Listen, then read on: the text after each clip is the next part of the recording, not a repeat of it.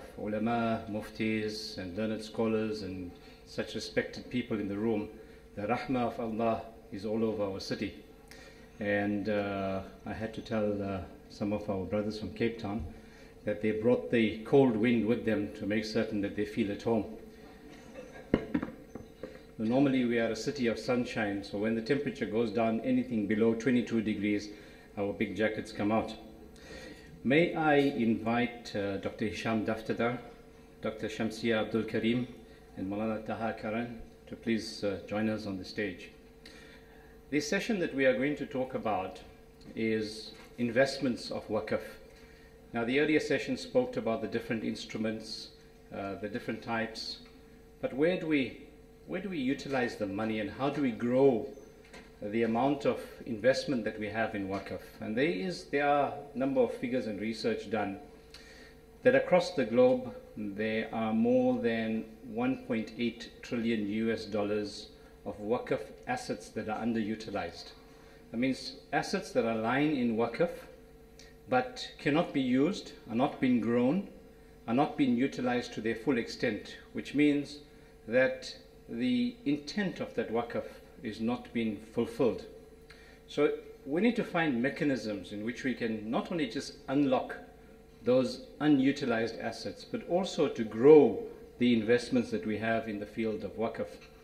So I'll give you a simple example to think about. There are certain times, and there's a very famous example that in Kenya, in Nairobi, there's a piece of land in the city center, and those that are from Nairobi would give you further information on it. There's a piece of land that belongs to Waqf, and it is a very valuable piece of land because there's a high demand for land in the city center.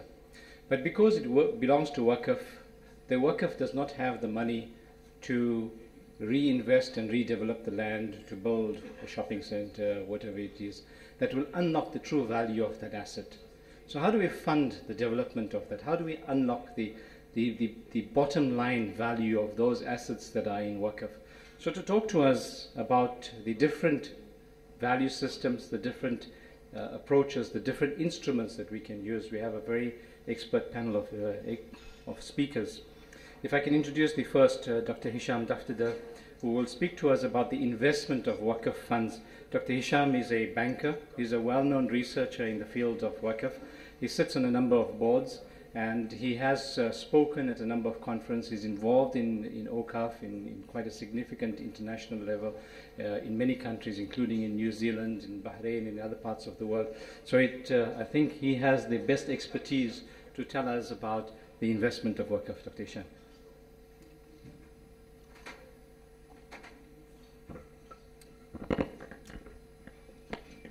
Assalamu alaikum wa rahmatullah. Well, when somebody tells us Waqf or Awqaf, you know, people are hit by they think of it in two different ways. Sometimes what they think, Awqaf, the first thing that comes to mind is the grand mosques, the impressive shrines that keep us all, awed and impressed. Or sometimes they think the other way. They think about the madrasa and about the cemetery and graveyard that will leave us, with a lot of thought. But they hardly think that Awqaf is more than that. Awqaf, there are a lot of assets of Awqaf. We never think that a shopping mall can be a Waqf. We never think that, a hospital can be a Waqf. We don't think that a commercial building can be a Waqf. So Awqaf is more than just being the madrasa and the graveyard and the mosque and so on. It is whatever asset is there for the benefit of the community. And therefore, when we talk about Awqaf assets, what the investment, we want to invest Awqaf assets. Let's define what are these assets. Now, Awqaf assets could be of different kinds. First of all, there are the fixed assets, which are in the form of land, real estate, and then there are also the movable assets. They could be in the form of vehicles, furniture, anything like that. And there are also the agricultural assets. There are the liquid assets, cash and marketable securities and things that can be turned into cash very readily. And there are also intangible assets that can be a waqf, like patents, copyrights, intellectual property. All these can be made as awqaf assets. So what is the common factor amongst all these assets? The common factor is that they have to be of benefit, that the asset itself can be held in trust and there will be a benefit derived from it. So this asset, unless it is protected and preserved and developed, it will not give the fruit that it is intended to give. Therefore, the responsibility there is to make sure that these assets are, developed and protected. In the earlier session also, we heard about temporary assets, temporary awqaf, and matter of fact, the ownership of assets or awqaf assets is something that is quite confused sometimes, mainly because there are differences among the mazhabs about, what constitutes ownership of an asset. Who is really the owner of the asset? The Shafi'is, they have their own views about, the ownership of the asset. They think that, the asset, once it is dedicated as a waqf, therefore it belongs to Allah subhanahu wa ta'ala, and that's it. The Hanafis, they have the concept that the ownership really, the beneficiaries own the benefit, but they don't own the asset. The Malikis, they are of the view, no, the ownership remains with the donor, but the benefit goes to the beneficiary. So there are different views, but the common thing is that the asset, the benefit goes for anything that is considered charitable. Charitable from an Islamic point of view, because what we consider charitable, may not be, or what others may consider charitable, like a social club, for instance, or a casino or something, they can make it as a charity, but from an Islamic point of view, it may not be,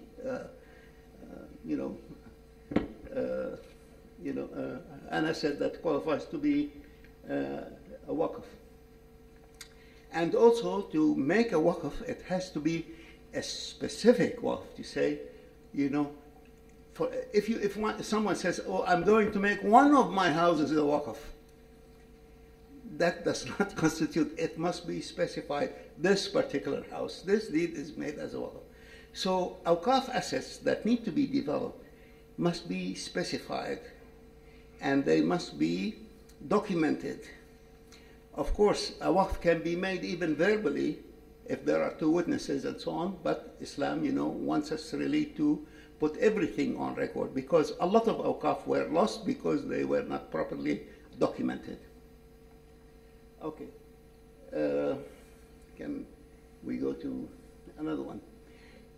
In the earlier session also there was something, some questions that were raised about the legal entity of the waqf.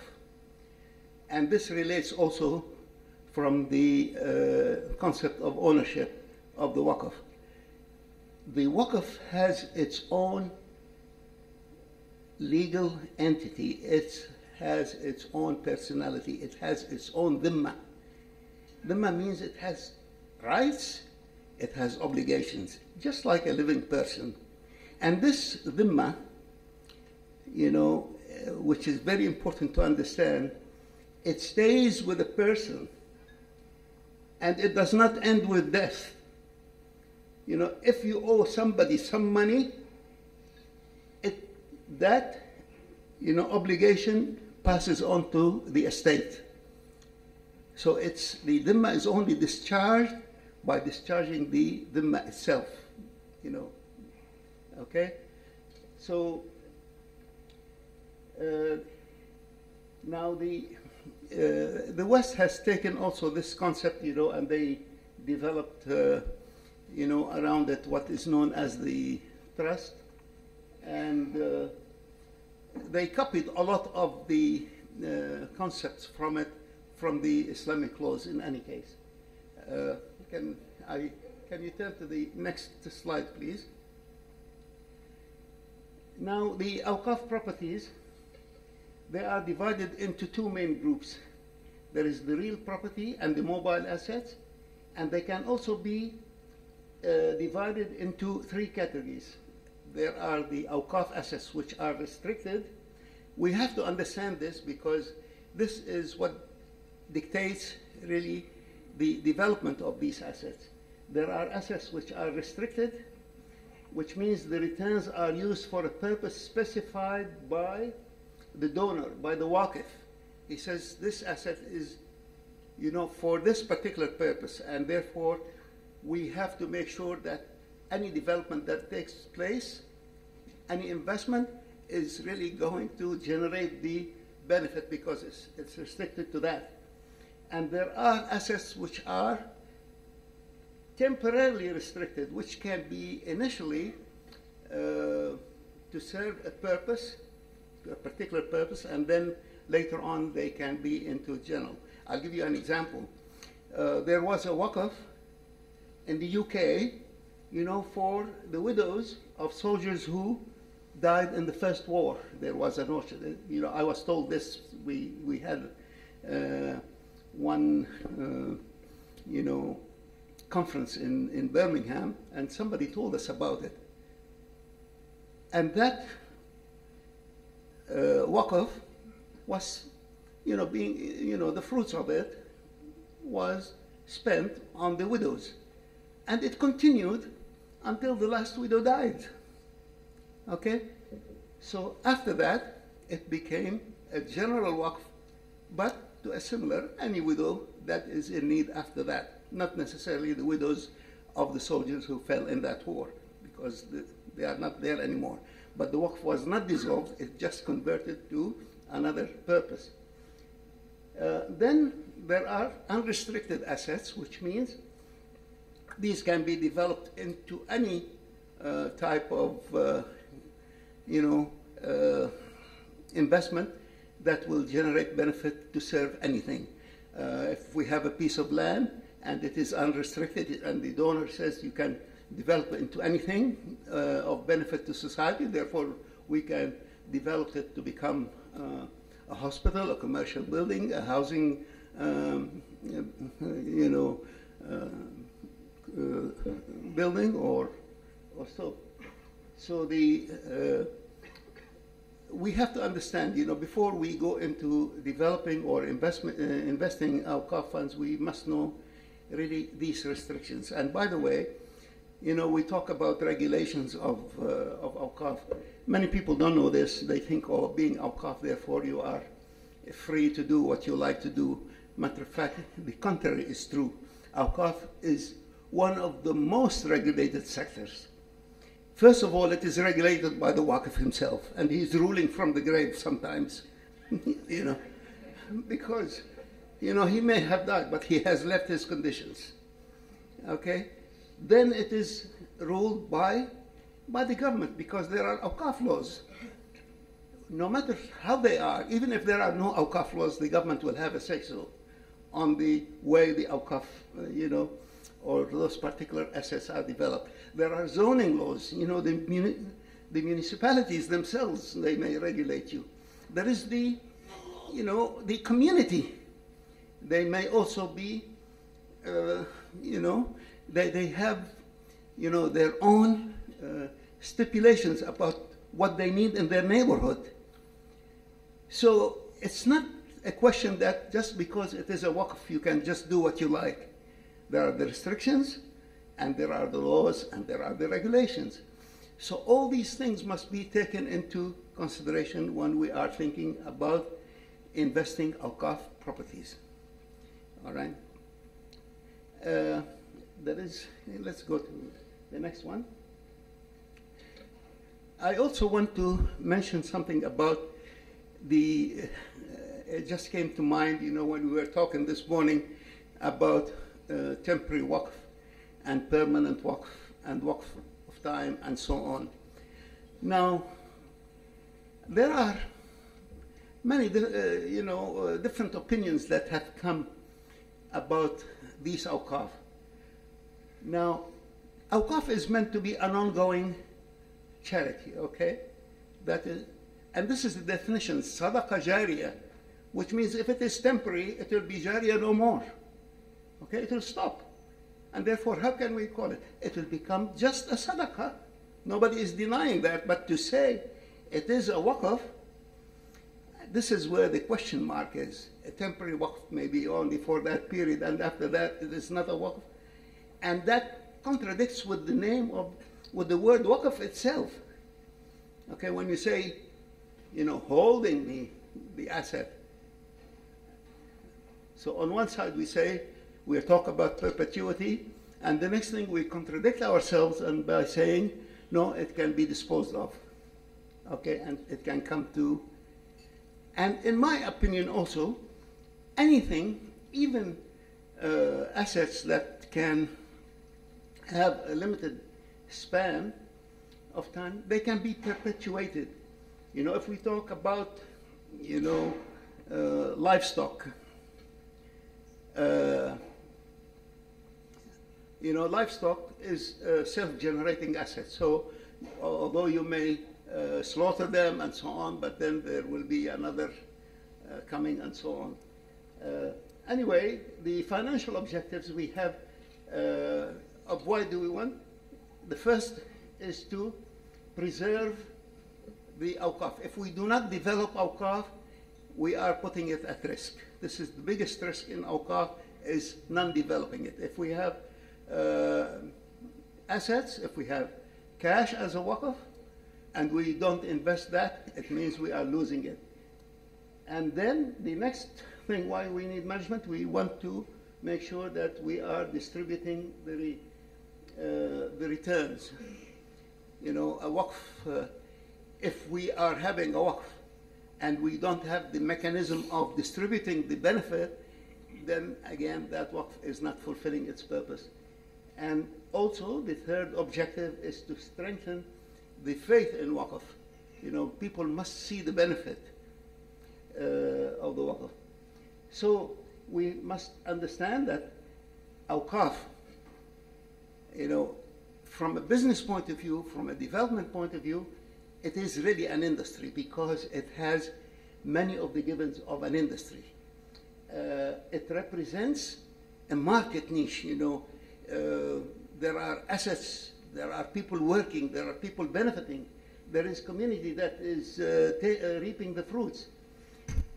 And one way of developing awqaf, you see, awqaf cannot, a lot of the development in awqaf cannot be done by awqaf itself. There has to be interaction with the private sector. Awqaf to develop its assets or to develop its properties, it needs to get donations, and to live on the donations to develop, that takes a long time. Therefore, there must be, you know, some sort of funding coming through, and who provides these funds? The private sector. But the private sector will not come to you because you are a waqf. They come to you only because, you know, they must see a benefit. Therefore, you must be able to, you know, satisfy both sides. You know, the asset must be developed in such a way that it will generate benefit for the waqf, but at the same time, it must generate profit for the private sector who is coming in with the funding. So a crucial aspect of asset development is to tie the asset into the service delivery and align it with the organization's mission and objectives. So this is very important. If I am in serving a particular a group of people, therefore I cannot, do something or develop the property in some other way. we have to consider there are a lot to be said about security conditions, and also the Islamic financial institutions and banks.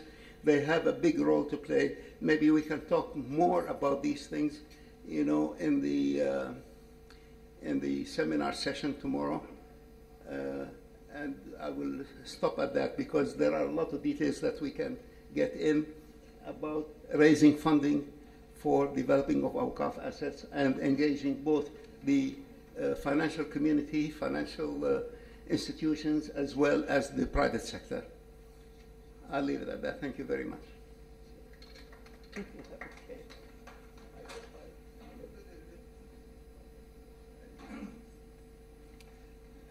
Thank you, and shukran, Dr. Hisham, for keeping to the time. You must agree with me that he made sure that he kept within that 15-minute period, so shukran for that. Our next expert is Dr. Shamsia Abdul Karim, who will be talking to us about the modern types of Waqf investments. And Dr. Shamsia is head of the Bukhari Foundation in Malaysia, which is quite a large foundation in Malaysia, and models that we could learn out of. She's also been involved in a number of development of other financial instruments that would fund Waqf, and she can talk to us through about the financing of Waqf, the modern types of Waqf investments.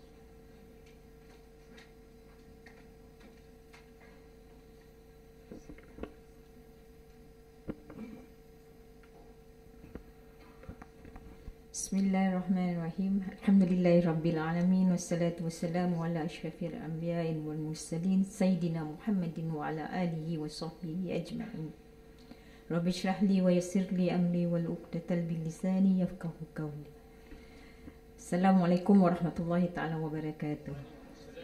Alhamdulillah, thanks to Awqaf SA and also IRTI from IDB for inviting me today to share a bit on Waqf.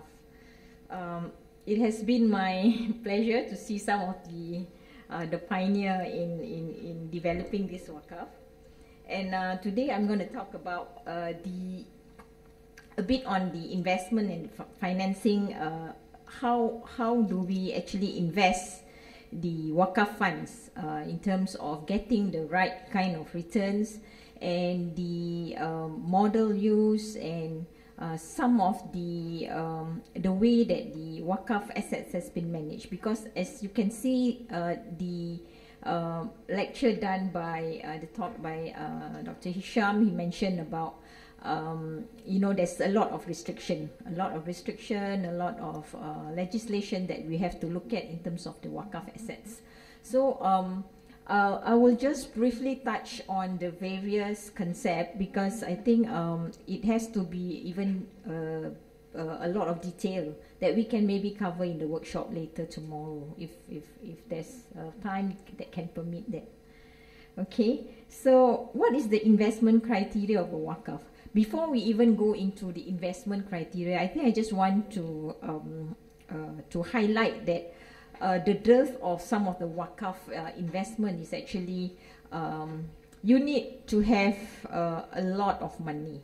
I mean, a lot of money. If you want, you are talking about capital preservation. You're talking about Waqf where you need a lot of capital, so that income from the capital can be used for the beneficiaries, benefit of the beneficiary. So there's a dearth of entrepreneurship, dearth of the Islamic community being very rich. So we don't want to, you know, on the other hand, we should be also propagating, you know, a lot of entrepreneurship, so that a lot of people can create Waqf, inshallah. I'm now also managing one of the richest man in Malaysia. He's a very good Muslim, and he's a Muslim, and he has a lot of companies, and the turnover is, you know, in billions of dollars. So looking at that, then you can create the kind of investment that you want.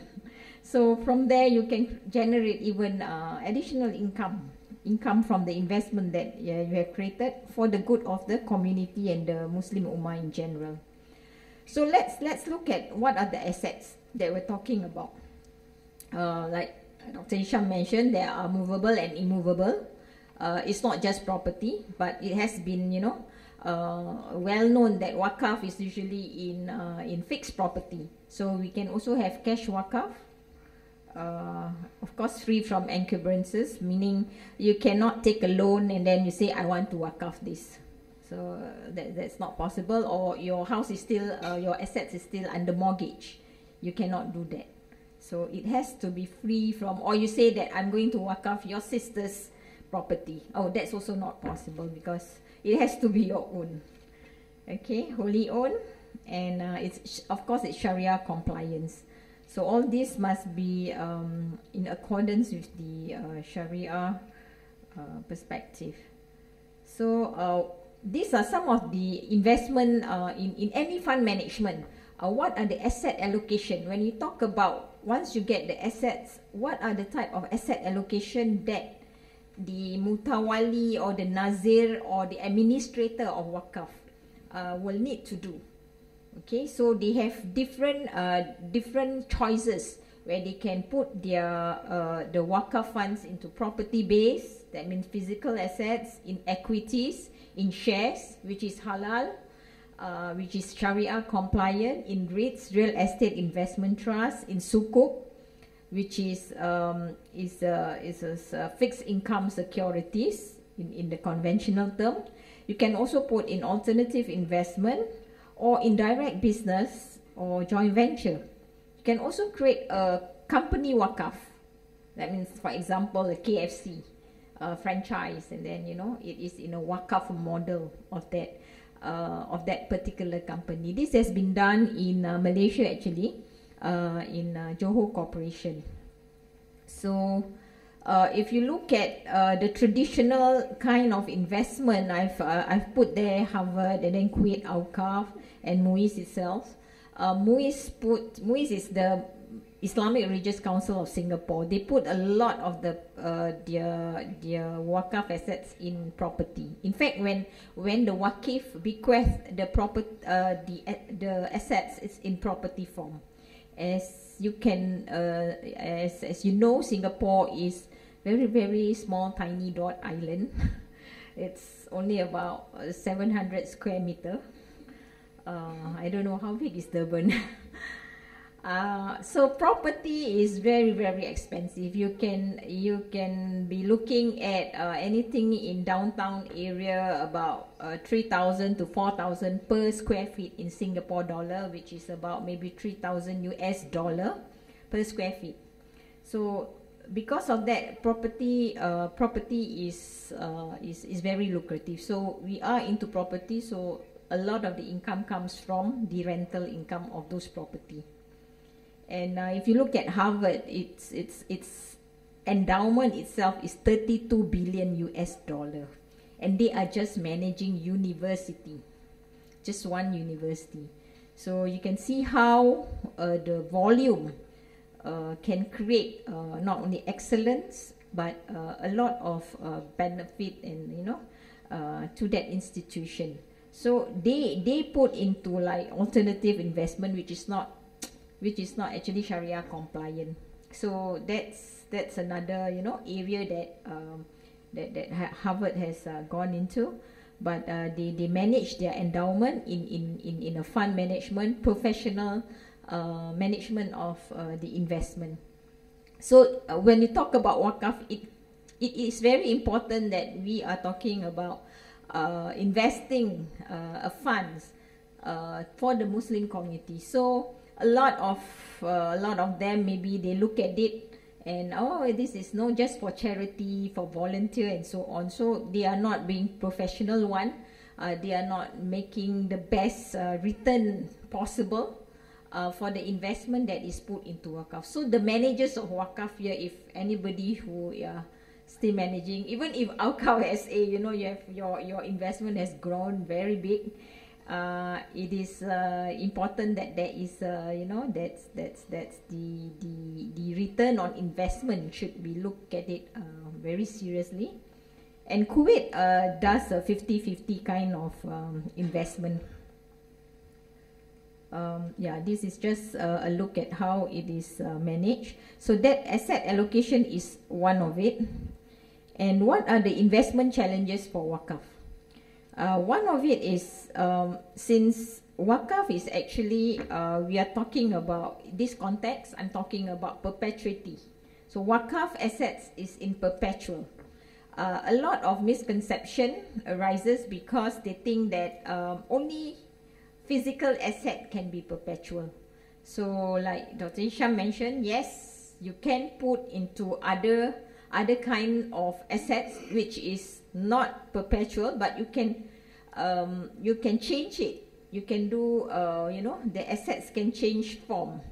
You can sell the share, you can form companies, and then you can make it into a different kind of assets. So what is perpetual to me is actually the intention and the dedication of that dedication. Let's say you want to waqaf a certain thing, so the intention is to waqaf it for example for scholarship. So that intention cannot be retracted back, but the property can change in form as long as the amount of that investment is not it does not decrease.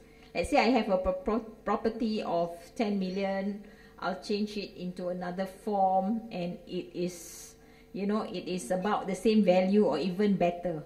So that we view it as permissible.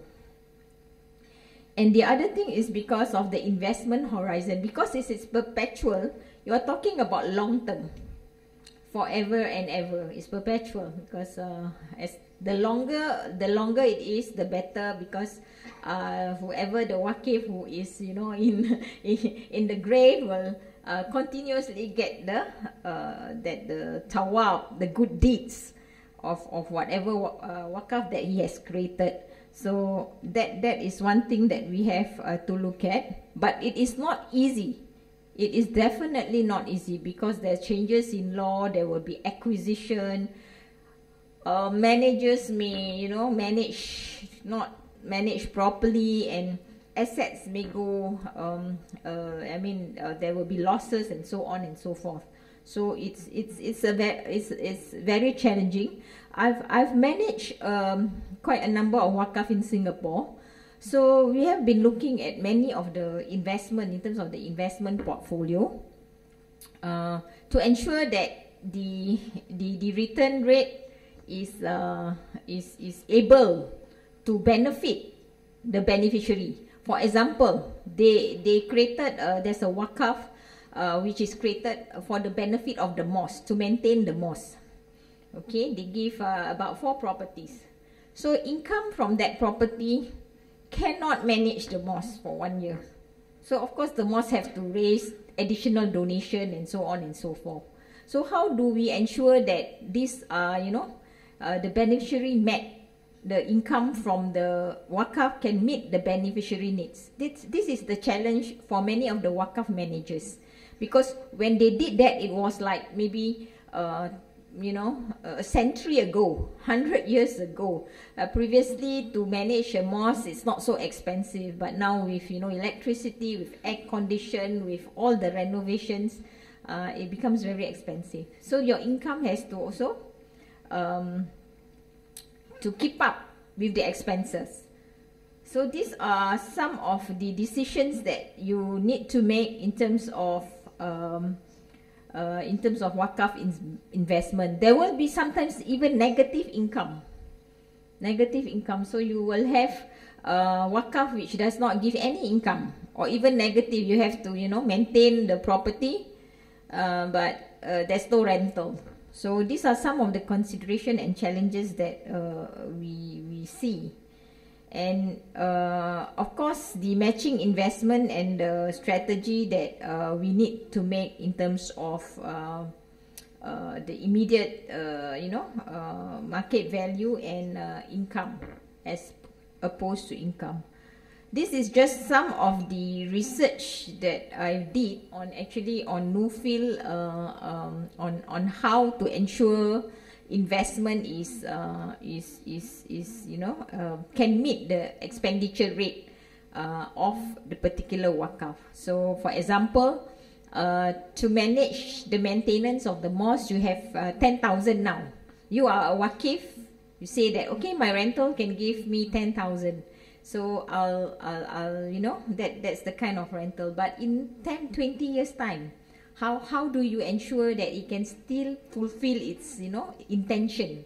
So these are some of the things that as the Nazir and Mutawali, they have to look at all these challenges, because we don't want the wakaf to be either extinct after a few years, and we see that the place is dilapidated. There's no way that we can raise income for that property. The other thing is to minimize risk and capital protection, which in investment term, the higher the risk, the higher the return. Okay, yeah, time's up. Just quickly, yeah. So I just want to touch on this very latest development in Malaysia, where they have the Labuan Islamic Waqf Foundation being set up. There are the advantage of the vehicle where you don't have to be in that particular country to set up a waqaf. You can go cross boundaries. So maybe people in South Africa can set up the trust in this particular. Labuan is in Sabah, which is the East Malaysia. So they created this infrastructure in terms of the investment for waqaf fund. So there's a lot of the legislation and the framework is being created so that it's easy for anybody to set up a fund for waqaf. Okay, then there's that corporate waqaf that I mentioned, and of course, like I mentioned, you need a good fund managers to give the best return, and to no erosion of capital in terms of investment of waqaf. So I think if you want to know a little bit more of a fund investment and raising of even financing for the waqaf, that can be covered in the workshops where we have sukuk and maybe rates, and other types of financing for the development of waqaf. Thank you. Assalamualaikum warahmatullahi wabarakatuh.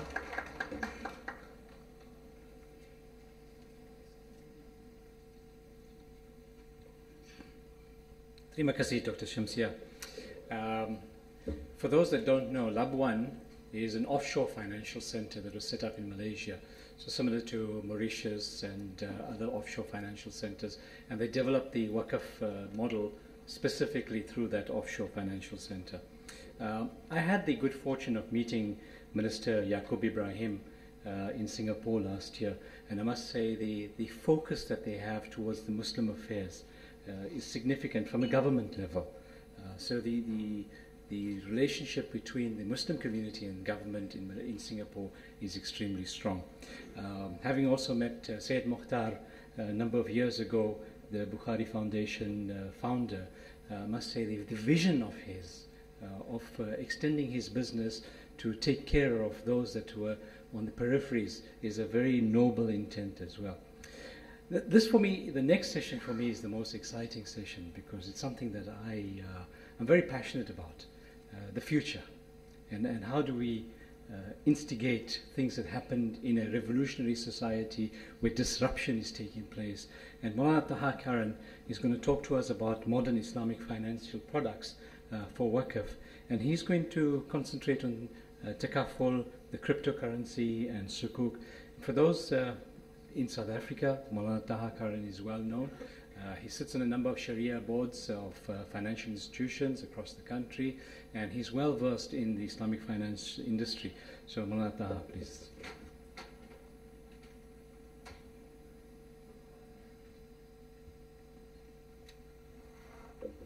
Bismillah walhamdulillah wassalatu wassalamu ala sayyidina wa maulana Muhammadin rasulillah wa ala alihi wa sahbihi wa man walahu wa ba'd.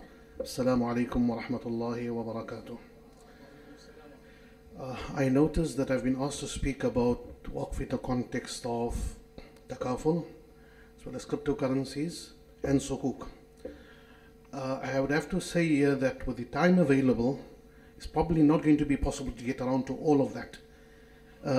Specifically with regard to the second one, I think that it's probably premature to speak about cryptocurrencies right now. There's still a lot of unfolding that needs to happen around exactly how do cryptocurrencies work, what are the pitfalls, are there pitfalls if any. But with the benefit of hindsight and experience, takaful is definitely something that we can speak about. So Bismillah. We go back in history to the time when Waqf was originally developed with Rasulullah sallallahu alaihi wasallam. You will notice that during the Meccan period there was no Waqf. There was sadaqah, there was zakah. There was the general idea of infaq, fi sabilillah, spending, but there was no specific Waqf. And then came the Hijrah to Medina Munawwara. And the Waqf assumed what would probably be its most primitive form that was prevalent in earlier societies as well. In other words, a place of worship. Now, societies prior to Islam also had places of worship. The Greeks had them, the Romans had them, and they would set aside certain properties to see to the upkeep of those. And Rasulullah sallallahu alaihi wasallam spoke to Banu Najjar, Ya Bani Najjar, thaminuni ala ha'itikum hadihi. I want to pay you for this piece of land. And they said, we won't take any payment for it, we're giving it fi sabilillah. And there he built his masjid. So the most primitive form that Waqf assumes is the building of a place of worship. However, once the conquest of Khaybar had happened, Allah Ta'ala had promised, وَعَدَكُمُ اللَّهُ مَغَانِمَ كَثِيرًا. Allah Ta'ala had promised lots of spoils of war. And suddenly a community that up to that point in time had barely managed to make ends meet, had surplus wealth. This is where Rasulullah sallallahu alaihi wasallam instructed them and told them about Waqf. Umar ibn al-Khattab radiyallahu anhu comes to Nabi sallallahu alaihi wasallam and says that I have this land that I got from Khaybar. I would like to give it fi sabilillah. And Rasulullah sallallahu alaihi wasallam teaches him to do what? Habbis aslaha wa sabbil thamraha. Create a Waqf. The first instruction of how to create a Waqf, and this time it is not for specific religious worship. It becomes a socio-economic thing. And we in the 7th year after the Hijrah, between the 7th year after the Hijrah and the 10th year after the Hijrah, this thing took root to such an extent that it is narrated from Jabir radiyallahu anhu that he says that لم يكن أحد من أصحاب رسول الله صلى الله عليه وسلم ذو مقدرة إلا وله وقف. There wasn't a single Sahabi that had the ability to create a Waqf except that he left a Waqf. Imam Shafi speaks about it afterwards and he says he can enumerate 80 Awqaf of the Sahaba alone, included in there the Waqf of Rasulullah sallallahu alaihi wasallam himself. So it's something that took root very, very quickly, like wildfire it spread. And thereafter the Fuqaha applied their minds to this particular Waqf, which is no longer simply dedicated to worship. It is dedicated to just about every conceivable purpose in society. So Waqf becomes an extremely versatile thing. Now I'm going to jump the historical narrative to a few centuries, probably 10 centuries, a millennium later. A millennium later, we find ourselves in Ottoman Turkey. Ottoman Turkey in the 1500s, 1600s. And next to them, Europe is awakening. And Europe is awakening on the foundation of financing. Financing is being made freely available. The church had lifted the prescription on lending at interest. So Europe was advancing. The Ottomans had to have something similar to oil the wheels of a developing society. So they developed the cash Awqaf system. So it raised a certain problem. How do you create a financing institution that can provide financing but without violating the ban on riba? So at that time the Mufti Abu Saud of the Ottoman Empire looked at this particular point of view in fiqh, which says that you can make money Waqf as well. That's a contested point. It's a contested point, and different madhahib take different views on it. In any event, he appropriated the view that says money can be made Waqf, and on that basis the Ottomans came up with this very, very revolutionary idea of making cash Waqf and thereby creating the earliest primitive financial institutions. Unfortunately, our civilization was on the way down and Western civilization was on the way up. So very soon we were eclipsed by them. But from those beginnings, we now jump a few centuries to the end of colonialist occupation. After the 1950s, Muslims started thinking about the problems that they were left with by the colonialists who had colonized them once upon a time and left their societies with financial institutions, banks, insurance institutions, in the mode that the West has them. We have to deal with them. We cannot simply wish them away from society. So the problem for insurance specifically, how do we deal with them? It was addressed in two ways. Initially, in the Arab world, they looked at the two modes, theoretical two modes of insurance: cooperative insurance and commercial insurance.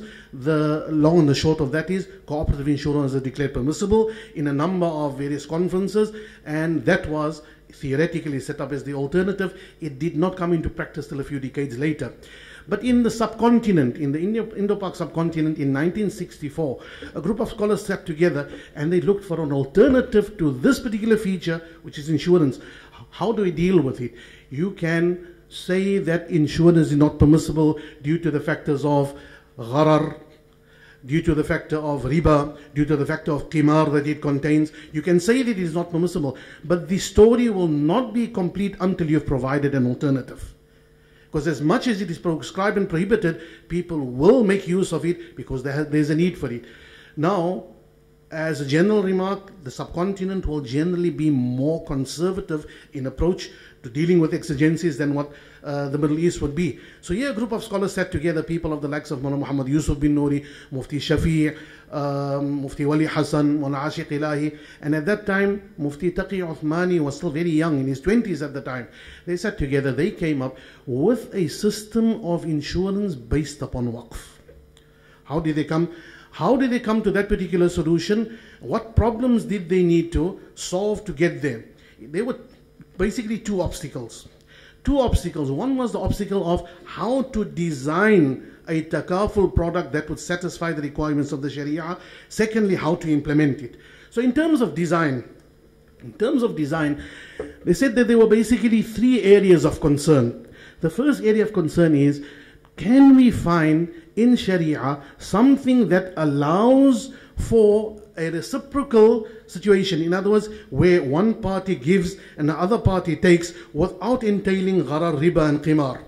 Without entailing gharar, riba and the whole act of gambling, because that's what makes normal commercial insurance not permissible. They had to find something in Sharia. If you look at the normal contractual structures, a contract is commutative by nature. There's a give and there's a take. So they looked at what the Arabs in the Arab world had, cooperative insurance.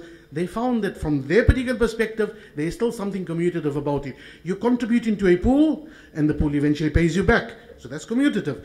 That reciprocity, I constantly stumble over this particular word.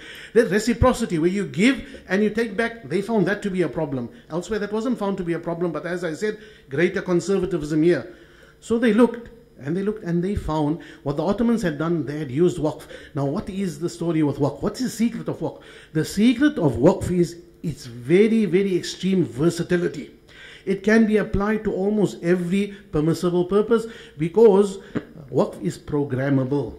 Waqf is programmable on account of what? On account of the fact that waqf has to act in the way that the founder of the waqf programmed it to act. The previous speakers made mention of the fact that sometimes a person is ruling a waqf from the grave. That's on account of when he lays down conditions, he sets down a certain condition. Those conditions have to be respected. The jurists in Islam formulate it into a maxim where they say that shartul waqif kanassi shari'.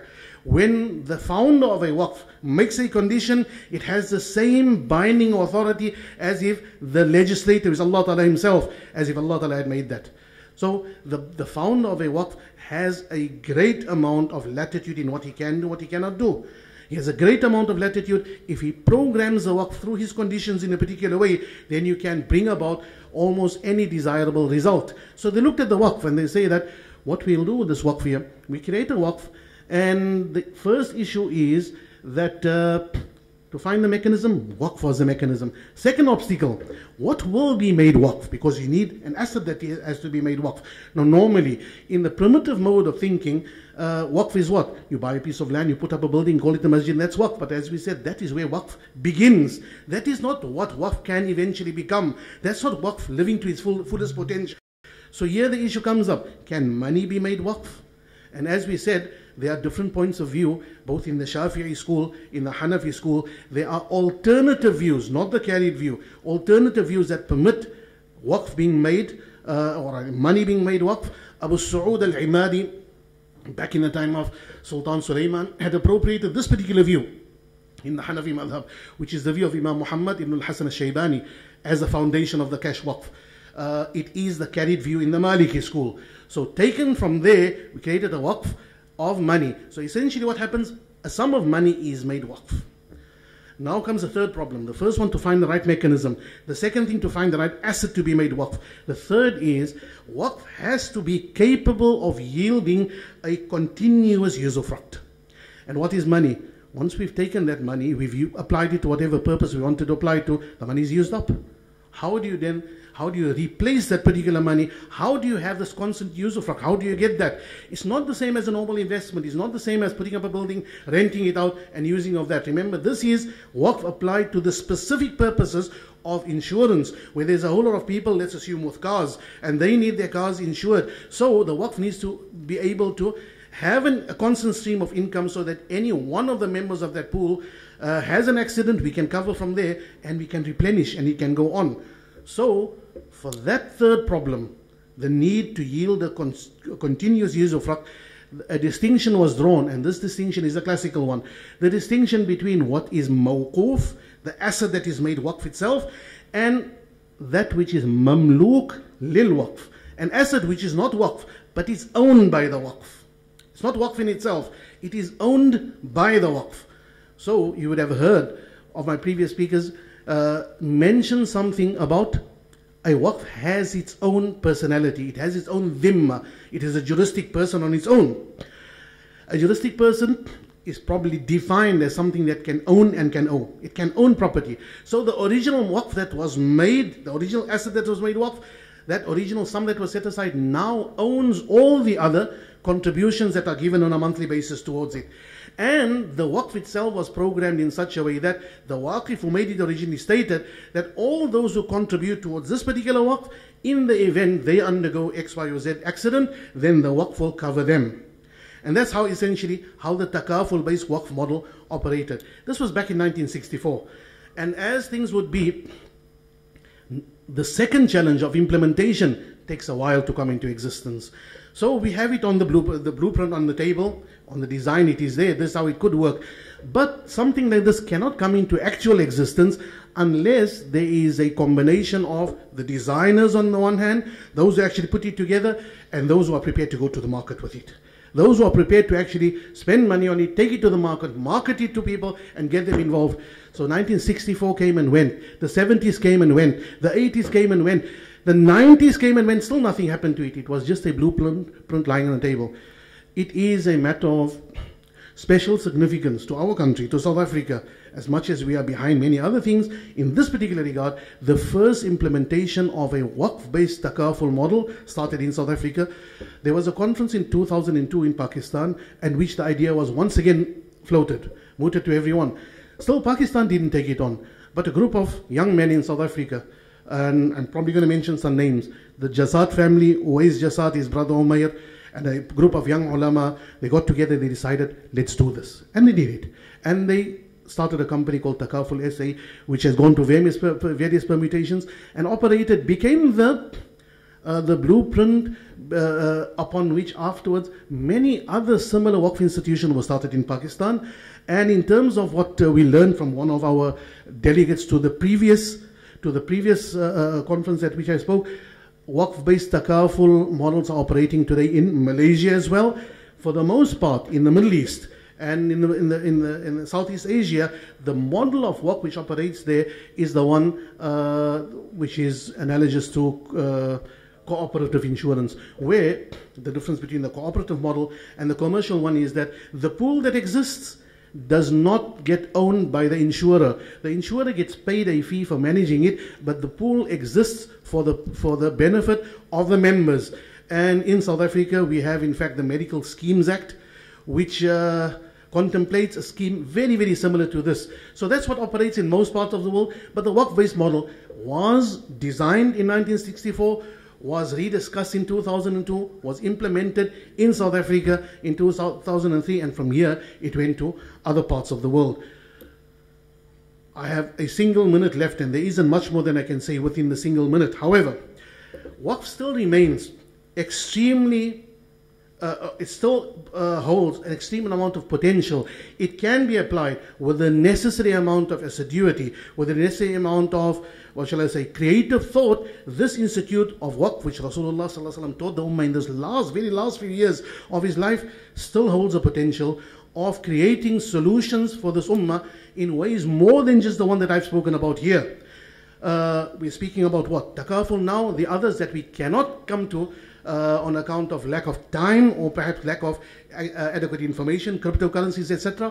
Future engagements such as this will probably be in a position to take Waqf into all of those areas. Once upon a time, Waqf was the stepchild of our Muslim civilization. It can once again become the leader, taking this Ummah to heights that it had not known before. Wa akhiru da'wana anil hamdulillahi rabbil alameen wa sallallahu ala sayyidina Muhammad wa alihi wa sahbihi ajma'in.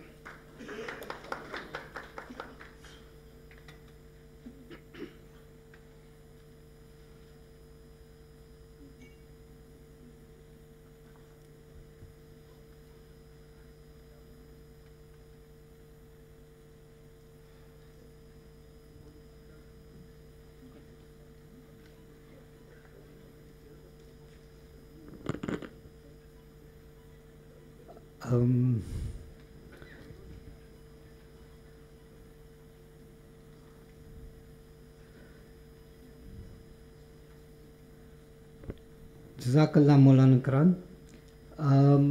We have run into some time constraints, and I think Maulana Taha Karan has to leave for Jummah Salah.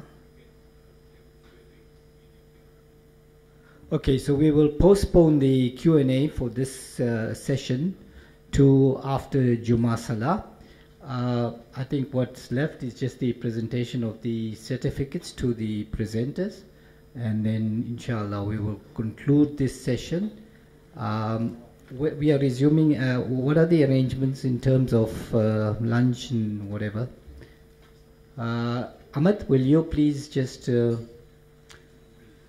arrangements for Jummah and so on. But can we wait? Let's just present the certificates first. Yeah. Who's that? This is for Dr. Hisham.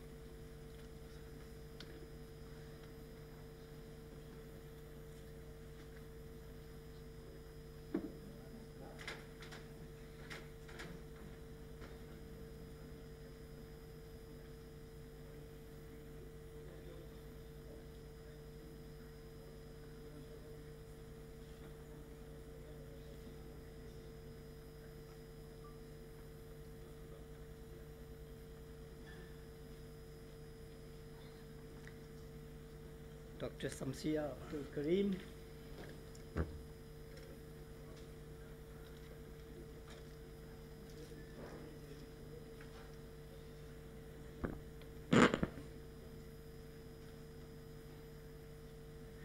Okay, we'll just a few housekeeping announcements, and then inshallah we'll conclude with this session.